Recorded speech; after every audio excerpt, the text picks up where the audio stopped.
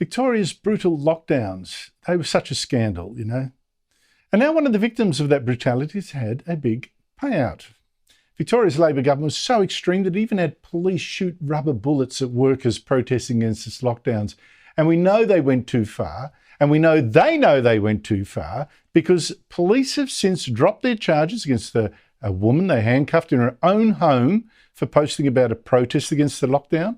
They dropped their charges against a 78-year-old pensioner accused of inciting a protest.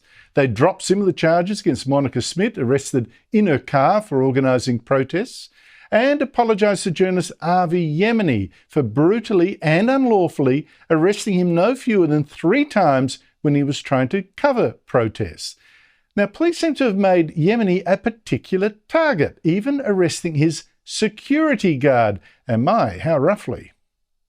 Look at him. They've got Daniel on the ground, who is here as our licensed security guard, who came here licensed, working. And I told you guys at the time that he was working security. Look at what they've got. Capture it. That's fine. Capture it. This is police brutality in Melbourne, mate. That's uncalled for. He's a security guard working on the job. Did you do that to Channel 9? Did you do that to Channel 7? Did you do that to SBS and ABC? Did they do that to the ABC? I think that answers itself already. But now a big development. I'm joined by Avi Yemini, journalist with Rebel News. Avi, what is the latest news? Thanks for having me, Andrew. Yeah, the latest news is police have settled that matter, paying a nice 6 figures to Daniel for that unlawful arrest. But obviously, Daniel's not able to talk about it because they love their confidentiality clauses. And so he can't be here to tell you about it. That's where we are in Victoria. And the mainstream media, most of it, silent on this issue. It is such a disgrace. There's something sinister in the state of Victoria under Daniel Andrews. Did police actually say why they were paying out more than $100,000 for this?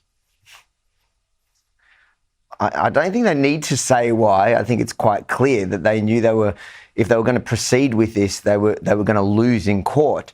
So they were cutting their losses before that happened. And look, it was obvious. He was keeping all the restrictions. He was working. He had his permits on him.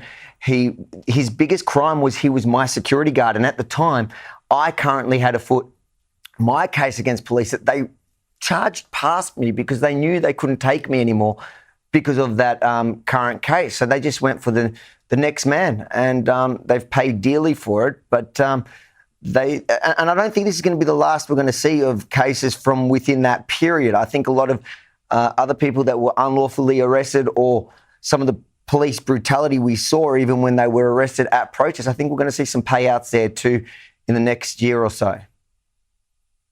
It was a period, I think, where politicians and police lost their tiny minds. They lost their minds, lost all judgment. A lot of the media lost their judgment too, cheering all this on. And I'm afraid a lot of the public seemed to be like Stockholm Syndrome people, thinking this was actually good. I mean, it's quite extraordinary.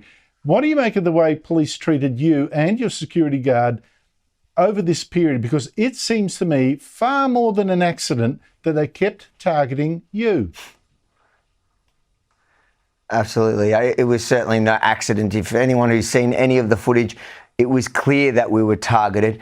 And you say that the media lost their mind. I don't think they found it. The fact that there's almost complete media silence now, that not only when police have apologised, you've run it about half a dozen times, Andrew. The mainstream media haven't run that till this morning when Neil Mitchell read out the apology to the police commissioner when he asked him about it. It hadn't been in the mainstream media. And the fact that a security guard was paid a whopping $140,000 tax dollars and not a murmur in the mainstream media, I think we can agree that they haven't even found their minds yet, and it's up to the public to wake up before it's too late. Absolutely. I find it shocking. Now, when I said the police lost their minds, I'm talking about police command, not the poor officers who had to do the dirty work. For them, I have only sympathy. Avi Yemini, thank you so much indeed for your time. Really appreciate it. It's unbelievable, isn't it?